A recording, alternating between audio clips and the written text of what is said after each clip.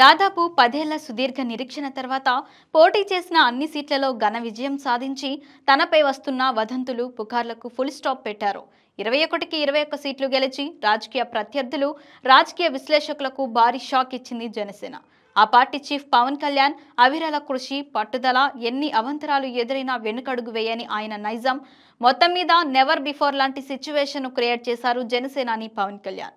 కూటమి ప్రభుత్వంలో deputy CM పదవిని అలంకరించి తనదైన స్టైల్లో బాధ్యతలు నిర్వర్తిస్తున్నారు. త్వరలో తన సోదరుడు జనసేన పార్టీ ప్రధాన కార్యదర్శి కొణిదెల నాగబాబును మంత్రివర్గంలోకి తీసుకువచ్చేందుకు ప్రణాళికలు రచిస్తున్నారు. దీనిపై మీడియా ప్రతినిధులు ప్రశ్నించగా కాస్త వేచి చూడండి, జూన్ జూలైలో జరగవచ్చు అని దాటేశారు.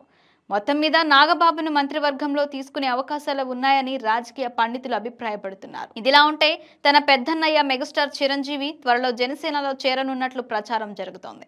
తాజాగా చిరంజీవి పాల్గొన్న ఓ సినిమా ఈవెంట్లో చోటు చేసుకున్న కొన్ని పరిణామాలను గమనిస్తే ఆయన జనసేనలో చేరేది ఖాయమని భావించాల్సి వస్తోంది.